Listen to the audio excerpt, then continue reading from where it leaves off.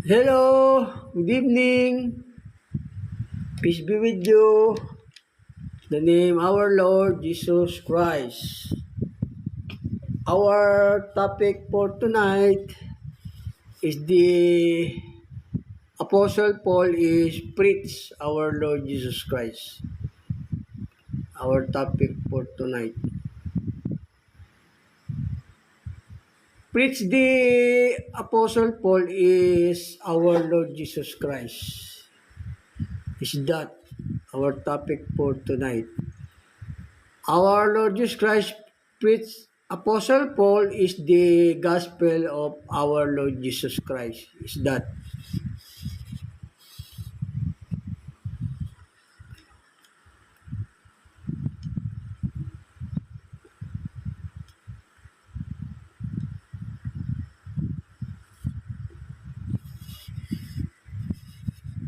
our Lord Jesus Christ is he preached the Apostle Paul. Our Lord Jesus Christ preached Apostle Paul is the gospel our Lord Jesus Christ. Is that our topic for tonight? Ayun po, kailangan po is lead to the walk the way of our Lord Jesus Christ. Kailangan po lumakad po tayo sa daan ng Panginoong Yesus, tapos one mind tayo sa Kanya. Iisang isip lang tayo sa Diyos, ganun po. Pag lumalakad po tayo sa kautusan ng Panginoong Yesus, isang pag-iisip lang po tayo sa Diyos. Yun po yung gusto ng Diyos. Nagkakaisa tayo ng pag-iisip. One mind and one gather po tayo sa Diyos noon pagka sinusunod natin yung kanyang utos. Kahit wala tayo sa mga original na church sa Jerusalem, basta sinusunod natin yung utos, o kasama rin po tayo dun sa iglesia sa langit at saka sa Jerusalem, ganun po yun. Basta sinusunod natin yung utos ng ating Panginoong Yesus. Isa lang po ang ating isip sa Panginoong Yesus. Ganun po. Dati po kasi,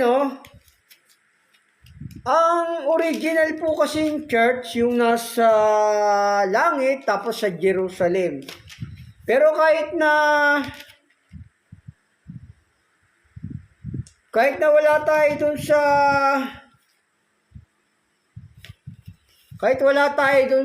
original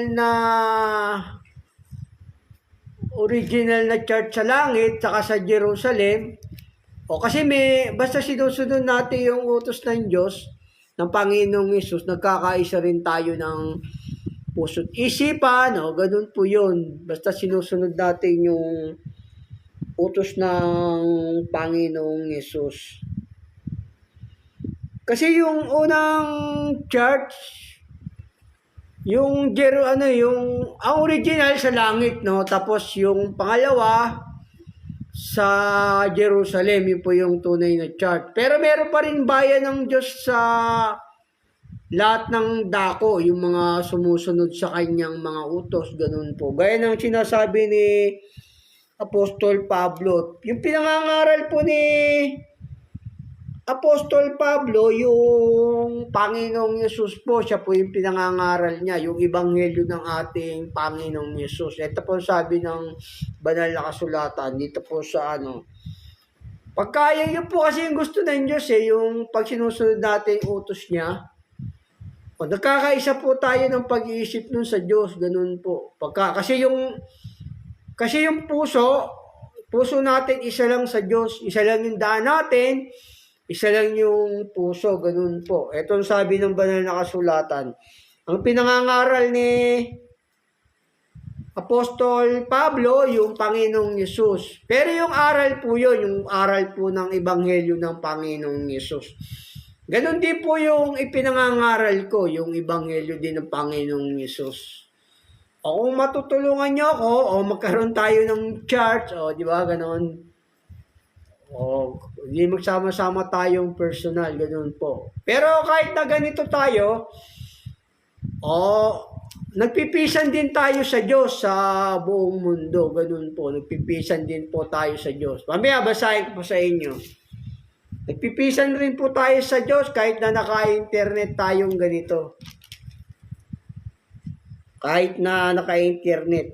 Ito po yung sabi ni Apostol Pablo, ang kanyang ipinangaral yung Panginoong Yesus po, Panginoong Yesus. Ibig sabihin po nun, yung mga aral niya po yun, ganun po. Ito po sabi ng banal na kasulatan, datapot ang aming ipinangaral ay ang Kristo na napako sa krus, na sa mga Hudyo ay katitsuran, at sa mga Hintil ay kamangmangan. O yung pinangaral ni Apostol Pablo, yung Panginoong Yesus, yung Ebanghelyo ng Panginoong Yesus. Dito po yun sa unang Korinto 1:23, yun po yung pinangaral ni Pablo, yung Ebanghelyo ng ating Panginoong Yesus. O basahin ko sa inyong muli. Datapot ang aming ipinangaral ay ang Kristo na napako sa krus, na sa mga Hudyo'y katitisuran, at sa mga Hintil ay kamangmangan. O yun po yung ipinangangaral ni Apostol Pablo, yung pinangangaral ni Apostol Pablo, yung na inihayag ang kanyang anak sa akin upang siya'y aking ipangaral sa gitna ng mga Hintil. Pagkaraka-raka, hindi ako sumangguni sa laman at dugo. O yun po yung pinangangaral ni Apostol Pablo, yung Ebanghelyo ng Panginoong Yesus. Siya po yun. Yung mga aral niya, ganun po. Ibig sabihin po nun. O ito rin po sabi sa Thessalonica, yun yung kanya ipinangangaral. Kung sinusunod po natin to, o nagkakaisa po tayo ng puso at saka pag-iisip, ganun po yun. Kasi isa lang po yung ating daan natin, isa lang po yung puso. Ito po sabi ng banal na kasulatan dito. Sa may ikalawang Thessalonica 2:14. Sa kalagayang ito, itinawag niya kayo sa pamagitan ng aming ebanghelyo upang magkamit ng kaluwalhatian ng ating Panginoong Hesukristo. O yun po yung pinangangaral niya, yung Panginoong Yesus. Ayun po, hindi niya ipinangaral yung Ama. Kasi pagka yung sinamba mo yung Panginoong Yesus, sinamba mo na rin yung Ama. O pag sinampalataya ka sa Panginoong Yesus, sumampalataya ka na rin sa Ama. Kaya yun yung pinangangaral ni Apostol Pablo. Ito po sabi ng Panginoong Yesus dito. Kasi isa lang ang pagka-Diyos ng ating Ama at saka ng Panginoong Yesus. Ito po sabi at saka isa lang yung ating daan. Ito po sabi ng banal na kasulatan dito. Sabi ng Panginoong Yesus dito.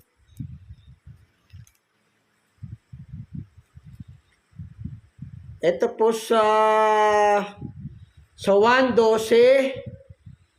Sa 1:12:44. At si Jesus ay sumigaw at nagsabi, ang sumasampalataya sa akin ay hindi sa akin sumasampalataya, kundi doon sa nagsugo sa akin. O pag sumampalataya ka sa Panginoong Yesus, sumampalataya ka na rin sa Ama eh. O.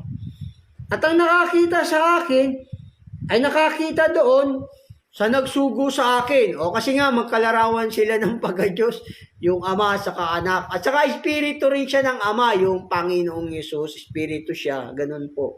O basahin ko po sa inyong muli. Dito po sa 1:12:44. At si Jesus ay sumigaw at nagsabi, ang sumasampalataya sa akin ay hindi sa akin sumasampalataya, kundi doon sa nagsugo sa akin. At ang nakakita sa akin ay nakakita doon sa nagsugo sa akin. Ayun, yun yung ipinangangaral ni Apostol Pablo. Yun. Pag nakita mo yung Panginoong Yesus, ganon, yung nakita mo na rin yung Ama kasi magkalarawan sila ng pagka-Diyos.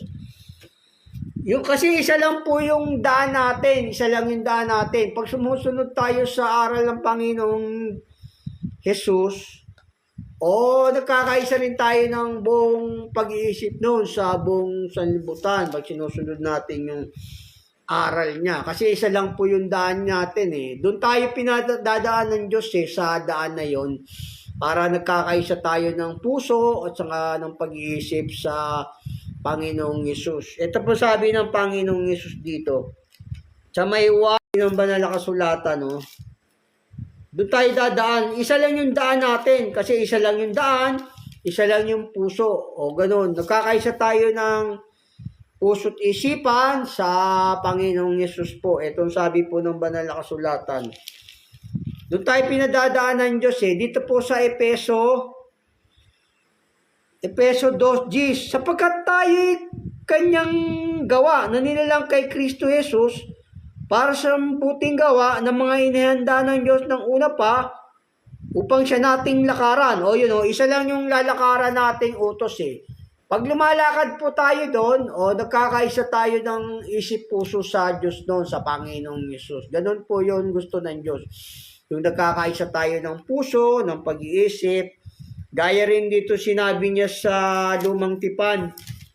May sinabi siya rito sa Lumang Tipan, dito naman po sa Lumang Tipan. Dito po sa Lumang Tipan, dito po sa Deuteronomio 26:17. Inyong ipahayag sa araw na ito ng Panginoon iyong Diyos at ikaw ay lalakad sa kanyang mga daan. Sa Panginoong Yesus na dumalakad yung tao dati, yung iniutos ni Moises. Kung lumalakad tayo lahat doon, sinusunod natin, nagkakaisa po tayo ng puso't isipan sa Diyos. Kasi yung daan natin, ang puso isa lang. Ayon po sa banal na kasulatan, isa lang po. Ganun po. Yun po yung sabi ng banal na kasulatan. Doon po tayo dadaan. Babasahin ko sa inyo muli. Iyong ipahayag sa araw na ito ng Panginoon, iyong Diyos. At ikaw ay lalakad sa kanyang mga daan. At iyong gaganapin ang kanyang mga palatuntunan at ang kanyang mga utos, ang kanyang mga hatol, at iyong didinggin ang kanyang tinig. Isa lang yung aral natin, yung ebanghelyo ng Panginoong Yesus. Basta sumusunod po tayo dun sa mga aral niya, sa buong mundo po yon.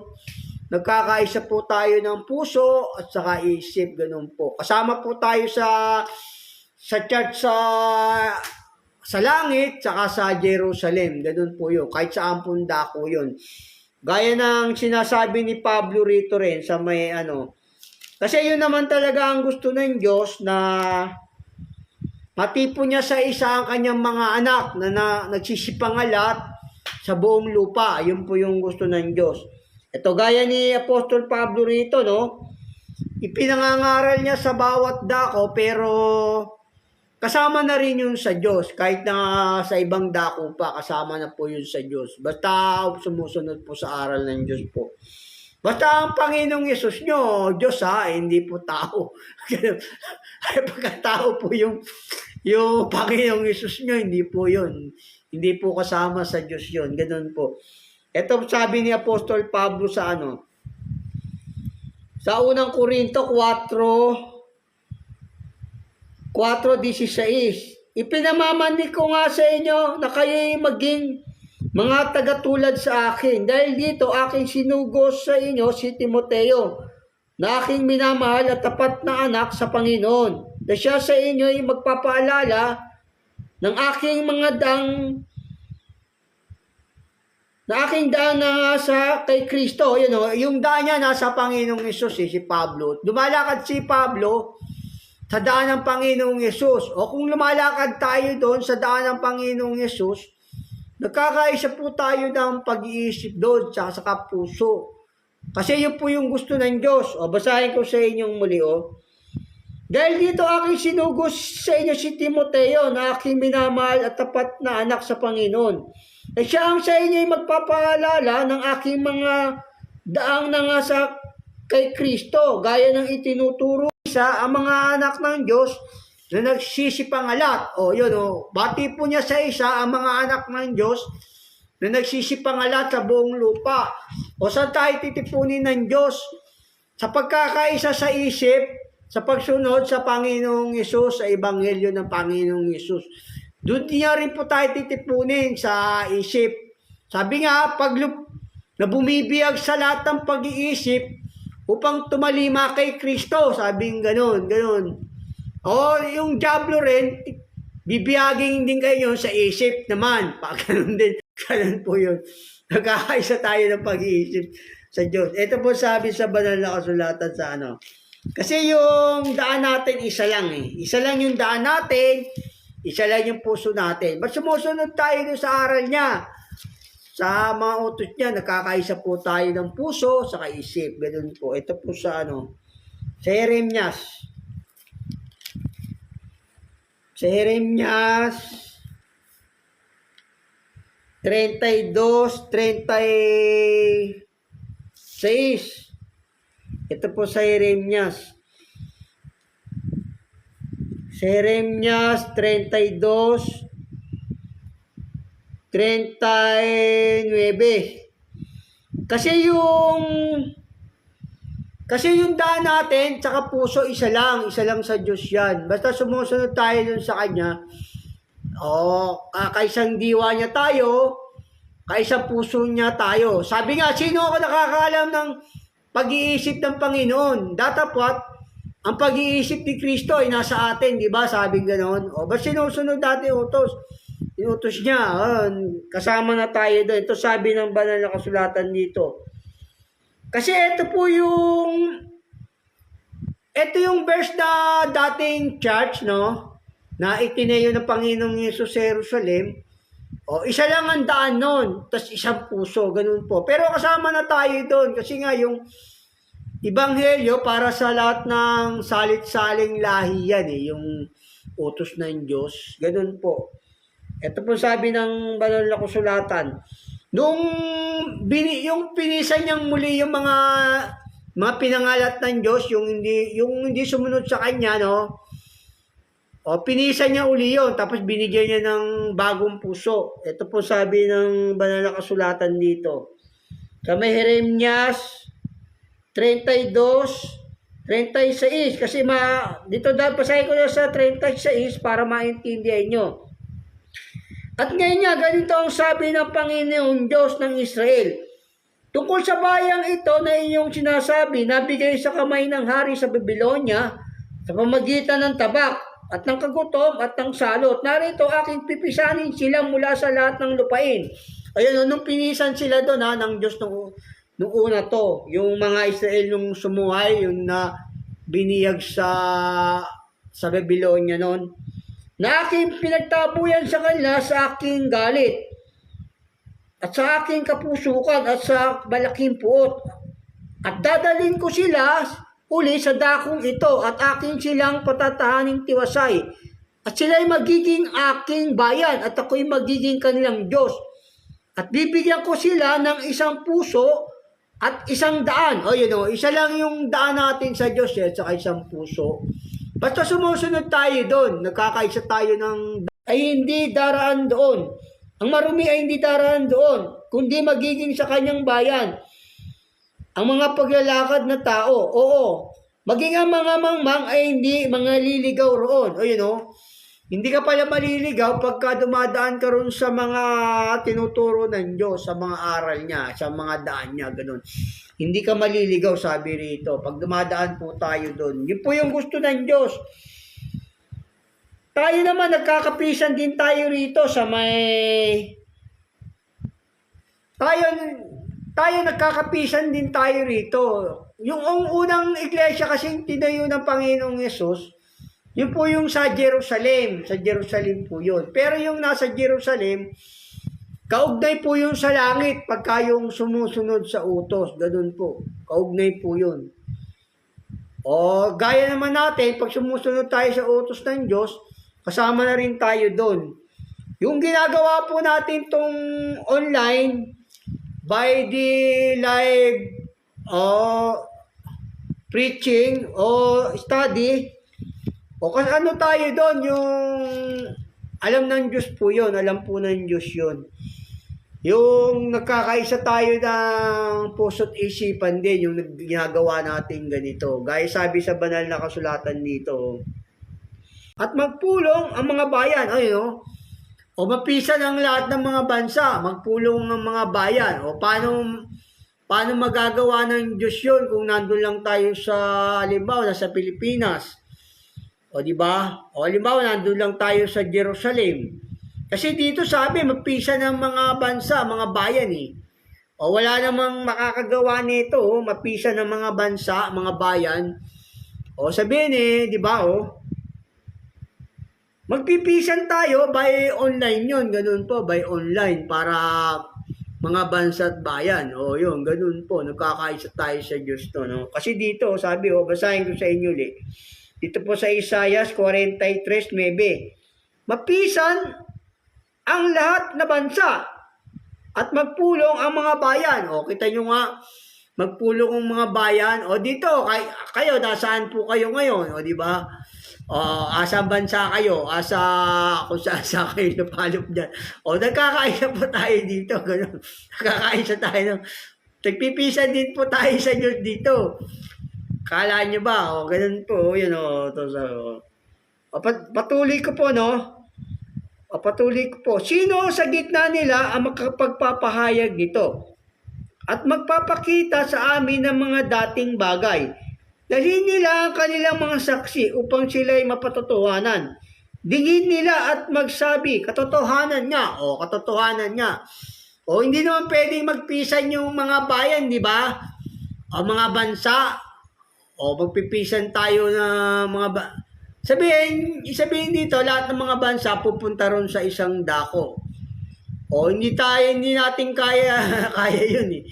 Kaya natin yung by online, napipisan tayo ng Diyos dito. Kasi kung kahit saan naman tayo yung dako, basta sumusunod tayo sa Panginoong Hesus sa aral niya O, kasama rin po tayo sa Diyos doon, ganun po yun. Wag lang po yung mga hindi sumusunod Kasi meron dyan mga hindi sumusunod, yung mga maling aral. Gaya ng sila lang daw maliligtas yung nanggaling lang daw sa Santa Ana, kung saan pa ba yun, di ba? Mali po yun. Si Pablo hindi sinabing gano'n ni Pablo, hindi sinabi ng mga apostol yun Hindi rin sinabi ng Panginoong Hesus, di ba? Sila lang yung dito na maliligtas. Lahat po pwedeng maligtas basta sumusunod po sa utos ng Diyos. Kasama na po yun sa Kanya. Yan po sabi ng banal na kasulatan.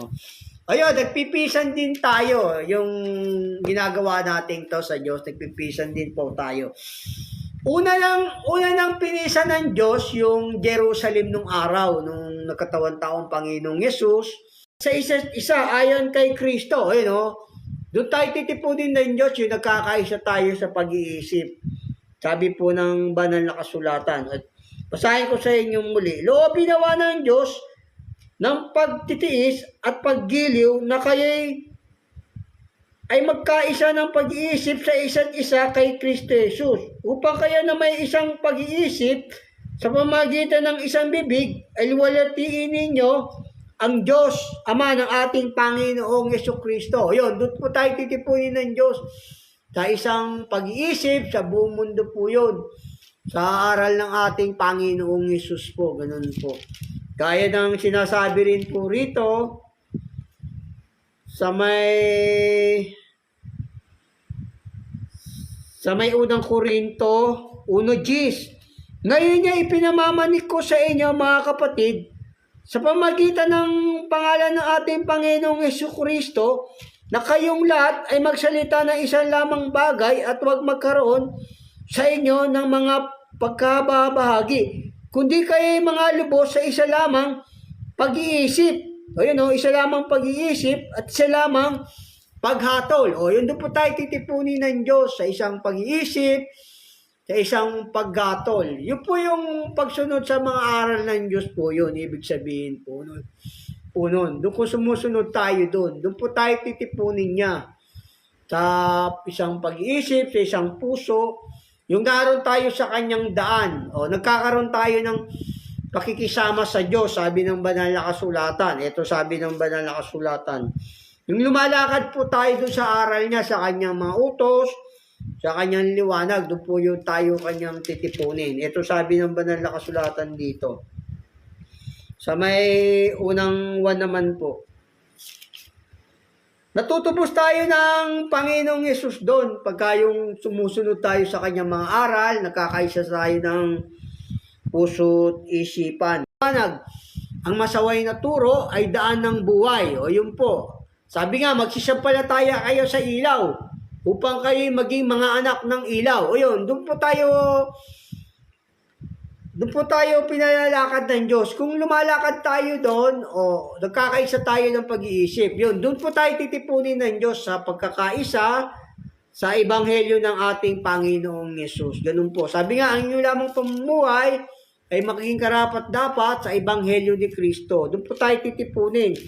Kahit wala tayo sa katawan kahit wala yung Diyos dito sa atin sa personal, o nandito siya sa Espiritu sa atin. Ganun, sabi po ng banal na kasulatan. Ayun po, doon tayo titipunin ng Diyos. Sa pagkakaisa sa Ebanghelyo ng ating Panginoong Yesus. Ayun po, ito pong sabi ng banal na kasulatan dito sa Pilipos naman po dito. Sa Pilipos po, yung Pilipos 1:27. Ang inyo lamang pamumuhay ay maging karapat-dapat sa Ebanghelyo ni Kristo upang maging ako ay dumating at kay makita o wala man sa harap ninyo ay mabalitaan ko ang inyong kalagayan na kayo'y matitibay sa isang espiritu, na kayo'y nagkakaisa ng kaluluwa na nagsisikap sa pananampalataya sa Ebanghelyo. Ayun, no? Kasama na po tayo lahat yun sa lahat ng dako. Basta sinusunod natin yung mga utos ng Diyos, malakad tayo dun sa kanyang utos, sa liwanag, o doon po yun, nalilinis tayo ng dugo ng Panginoong Yesus. Yun po yung tinubos, yung mga sumusunod sa utos. Hindi yung tinatawag ka sa pangalan ng Diyos, tinubos ka, mali pong aral yun. Basta sumusunod sa utos ng Diyos, mga tinubos po yun ng Diyos at nagkakaisa tayo ng puso at saka isip.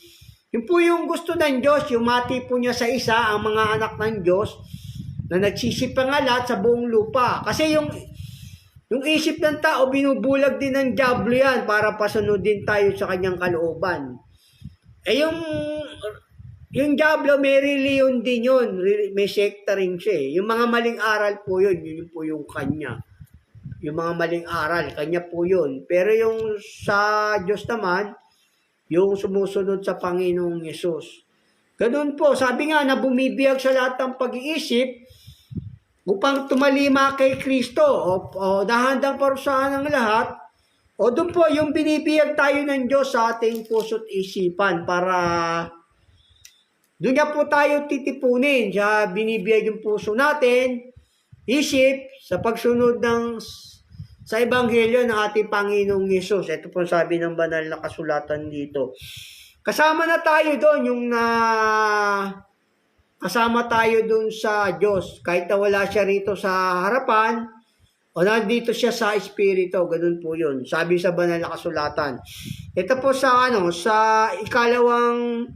Korinto 10:4. Sapagkat ang sandata ng aming pakikilaban ay hindi ukol sa laman, kundi sa harapan ng Diyos na may kapangyarihang gumiba ng mga kuta, na siyang gumigiba ng mga malinghaka at ng bawat bagay na matayog, na nagmamataas laban sa karunungan ng Diyos at bumibiyag sa lahat ng pag-iisip sa pagtalima kay Kristo. Ayun, yun po yun nasa Diyos, yung binibiyag tayo sa puso, nagkakaisa tayo ng puso at isipan sa pagsunod sa Ebanghelyo ng Panginoong Yesus. Ganun po. Yun po yung nasa Diyos, yung mga anak ng Diyos, yung tinitipon niya sa isa. Yung binibiyag yung isip natin sa pagsunod sa Ebanghelyo ng Panginoong Yesus. Basahin ko sa inyo muli, para maintindihan nyo. Ito po sa 2 Korinto 5. Na siyang gumigiba ng mga malinghaka at ang bawat bagay na matayog, na nagmamataas laban sa karunungan ng Diyos, na bumibiyag sa lahat ng pag-iisip, sa pagtalima kay Kristo, at nangahanda upang magiganti sa lahat ng pagsuway kung ganap na ang inyong pagtalima. O yun, yung mga talima sa Diyos. Yun po yung nakapisan sa Diyos, nakapisan sa Kanya sa buong bansa, sa buong mundo, gano'n. Yung tumatalima, yung nabiyag na yung puso't isipan nyo sa Ebanghelyo ng Panginoong Yesus. Gano'n po. Yun po yung nasa Diyos. Doon po yung gusto ng Diyos, matipo niya tayo sa isa. Kanya tayo titipunin. Titipunin tayo sa pagtilima sa Ebanghelyo ng ating Panginoong Yesus, sa pagsunod natin sa ating mga puso't isipan, ganon. O yung diablo rin, bibiyag din yan sa puso't isipan. Pero yung kanya mga aral, mga mali, mga masasama ang gawa, ganon, bumibiyag din siya sa bumibiyag din. Very leon din po yung diablo, yung mga masamang aral, mga maling aral, yung maling diwa. Sabi nga, hindi lang magaling, ay punong kahoy ng buhay. Ang kalikuan niyaon ay kasiraan ng diwa. Yung mali ang mga diwa nyo dyan sa mga maling reliyon, yun po yung sa diablo. Hindi po yung sumusunod sa Ebanghelyo ng Panginoong Yesus. Yung mga maling aral po, ganun po, yun po yung sa diablo. God bless po. Sana naintindihan nyo yung sa Diyos, yung matipon nyo sa isa, o ang mga anak ng Diyos. Ang topic natin, di ba, yung ipinangaral ni Pablo, yung Panginoong Yesus. Sabihin yung mga aral po yun ng Ebanghelyong Panginoong Yesus, na para matipon tayo ng Diyos sa isa, sa pagkakaisa sa isip, sa gawa at daan, sa Ebanghelyo ng Panginoong Yesus. Ganon din po yung sa kalaban ng Diyos, sa diablo, yung mga maling aral, mga maling diwa po, ganon po. God bless po. Yan po yung ating paksang natapos. Our topic for tonight is done. God bless po. Thank you for joining us, for watching this live discussion from the Holy Scripture. God bless po. Be careful to everyone. Thank you for watching the live preaching from God. God bless. Ingat. Be careful.